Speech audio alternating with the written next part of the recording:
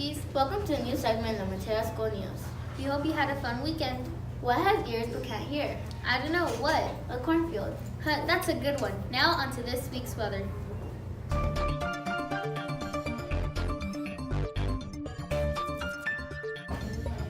Hello, Montara. My name is Isel, and this is my partner Jasmine, and this is Weather of the Week. Winter is coming, so we will have cooler weather. This week, the temperature will be in the 60s. Here are some things you can do during winter and the Christmas season. During the winter season, you can wear warm clothes to keep you cozy. You can also drink hot chocolate and see your breath in the air when it's cold. You will start to feel the crispy air every morning.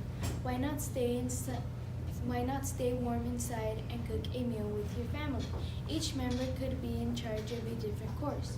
Here are some things you can do during the Christmas season. Before Christmas, you can make a Christmas list asking Santa what you want for Christmas. You can also have a Christmas treasure hunt. A couple of other things you can do is give toys to charity and build a gingerbread house. We hope you enjoyed the tips we gave you for activities to do during Christmas and winter. We hope you enjoy this time of the year. My name is Itzel, and this is my partner Jasmine. And this was Weather of the Week. Have a great day and see you next week. Hello, Montara Huskies. I'm Sire. And I'm Yane. This is our first segment of December. Can you believe Christmas is only 22 days away? And the end of the year is in 28 days. Since it is holiday season, it's time to give. So you should give a pear. Why? Because December is National Pear Month. It is even more special to give a pear and food for those who have been affected by the Californian wildfires. Those affected have no roofs over their head, clothes to wear, or food to eat. And what are the odds that today is National Roof Over Your Head Day? Today is a day to be thankful for having a house, being able to live somewhere, and to be able to afford necessities. It's weird how the national holidays is so close to Thanksgiving. Speaking of Thanksgiving, we hope you had a good one and a good vacation. That's all for this segment. And remember to be thankful for having a roof over your head today and every day. Yane And Sire, signing off. Good morning, Huskies. Welcome to this week's segment of Montara Sports News. If you saw our other episode, you would know today we're talking about the World Series. I like the LA Dodgers. Now we should start talking about the World Series. Oh yeah, if you win the World Series, you win the Commissioner's Trophy. What? I didn't know that. I just thought they won. Wow. Well, the first World Series took place in 1903 between the Pittsburgh Pirates and the Boston Americans, who later became the Red Sox. Boston won, but the World Series tradition wasn't off to a good start. Why? Because the one after that one was canceled because the New York Giants, now known as the San Francisco Giants, refused to play their bitter rivals, the Boston Americans, saying that the American League, of which Boston were the champions of, was not a real league. Yeah, but everyone agreed to just forget about 1904, so they did. But the most titles have been held by the New York Yankees. Yeah, for now. Well, that's all we have today. Bye. Hello and welcome, Montara students and staff. My name is Rosario Arbayo. And my name is Melody. Today's current news is about Stephen Hillenburg, the creator of the famous Nickelodeon cartoon SpongeBob. Stephen Hillenburg passed away last Monday, November 26th. He was 57 years old. He was battling a disease called Lou Gehrig's disease. This disease weakens a person's muscles, making that person very weak. Stephen Hillenburg graduated from Humboldt University in California in 1984 and taught marine biology at the Orange County Marine Institute. In 1992, he earned a Master of Fine Arts degree in animation from the California Institute of Arts.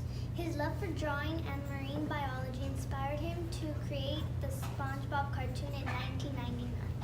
SpongeBob has become very famous. It is aired in more than 200 countries and has been translated in more than 50 languages. Because of this, the cartoon has won 4 Emmy Awards. Stephen Hillenburg was able to combine two things he loved to make one extraordinary creation, the SpongeBob SquarePants cartoon. Thanks for watching. Please join us next time for more current news.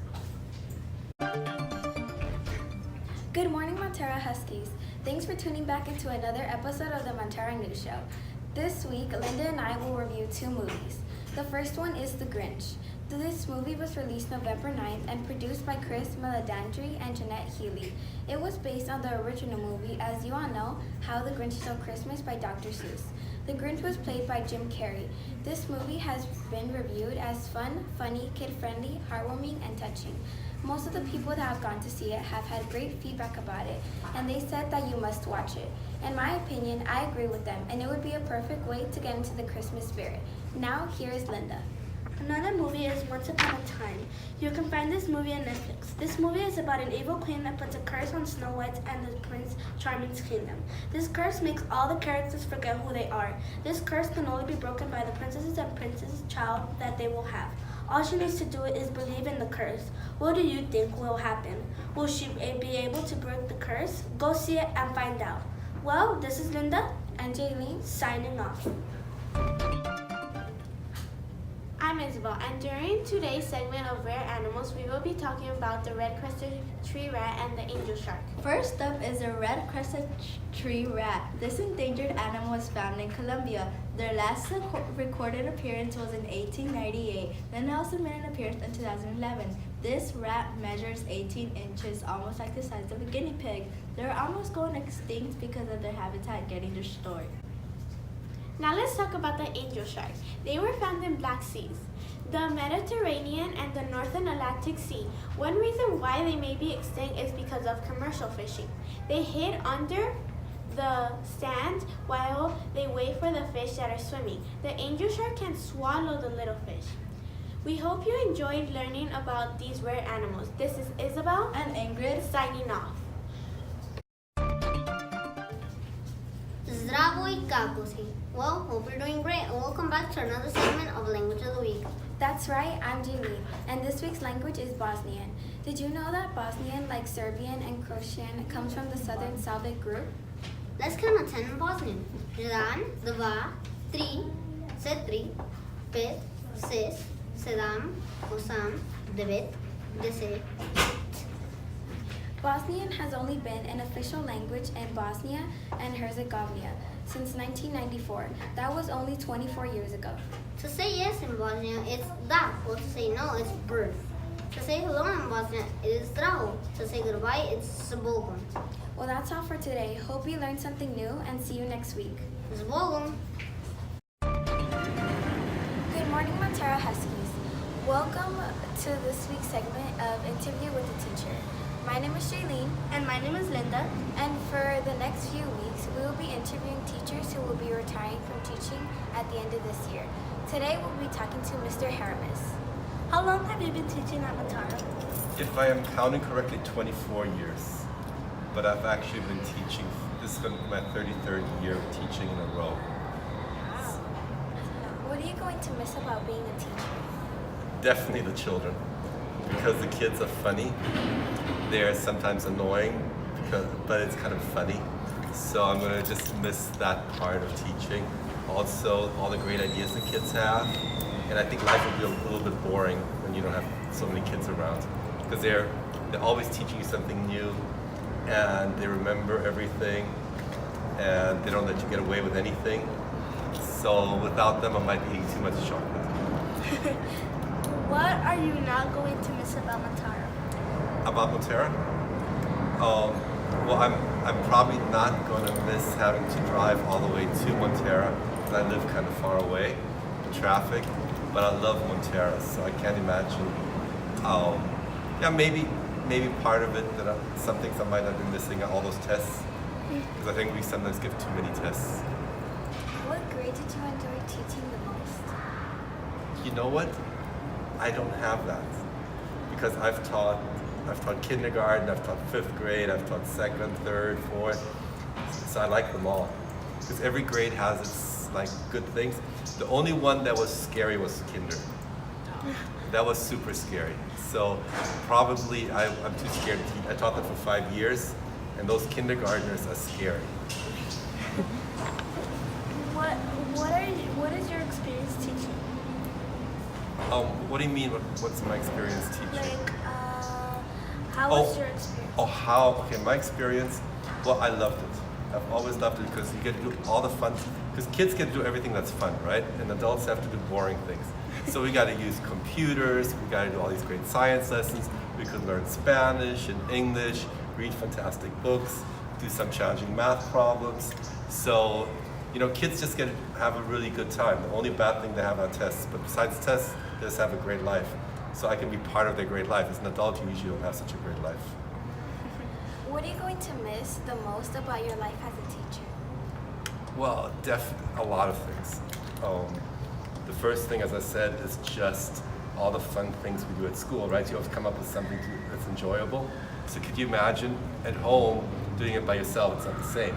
But when you have a bunch of kids who are all excited about something, you want to keep doing it. So you're motivated to come up with new ideas and just have a lot of fun together. So it's going to be kind of boring.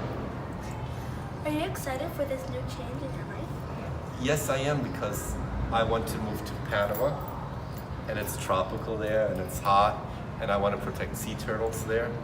And then I want to travel around the world, so before I get super old, I want to get to know most of the world. So I'm hoping to drive all the way to Kazakhstan from Germany. I want to go to Laos. So I want to travel, all over. And as a teacher, I don't have the time to go everywhere. Do you have any big plans for your retirement? Exactly that. Just to travel all over, get to know the world, try different foods. I would love to volunteer later, maybe also for kids who are really poor in countries where they don't have all the things we have. Because we're pretty spoiled. So I'm probably going to volunteer my time to help really poor kids. There's some in Panama that's super poor. Maybe help them learn English. So I'm really looking forward to that. Final question. Do you have any advice for the students at Montara? Yeah. The first thing is don't eat too much chocolate. Keep some for me. The second one is just do your best, because no matter how you feel, you can always improve. Do your best, and then try to do whatever you really want to do. So if you want to go to a great university, go to a great university. If you want to be the best soccer player, be the best soccer player. But never give up. Just keep at it. Well, thank you, Mr. Hermes, for letting us into it. We will sure miss you at Montara. This is Jamie and Linda signing off, and we hope to see you next time. Thank you. Hello, Montara Huskies. I'm Andrea. And I'm Emily. Welcome to another segment of school events. This upcoming Friday, there will be Student of the Month. So congratulations to those who got it. If you want to be Student of the Month, you need to be kind to others, follow the rules, work hard, and be safe, be respectful, and be responsible, as we always say. Anyways, the annual food drive will now be extended until December 7th. The school's goal is to receive 300 pounds of food. If you can donate food, it will not only help us reach our goal, but it will help us feed the people that are hungry. If you do donate food, bring non-perishable foods. Then store your items in your classrooms. On December 7th, members of the Student Council will go to separate classes to collect and count the food items. The class that donates the most food items will receive ice cream. So if you still want to donate food, then do so before the food drive is over. Christmas is almost here, so the Student Council will be selling candy grams before school. The prices of the grams are 50 cents each or 2 for $1. They will be selling the candy grams near room 42. That is all for today. I hope you enjoy the rest of your day. This is Andrea and Emily signing off. Did you enjoy this week's episode? We hope you did. Make sure to tune in next week. Before we go, why was the baby strawberry crying? Why? Because her mom and dad were in a jam. But good one. Anyways, don't forget to be safe, be respectful, and be responsible.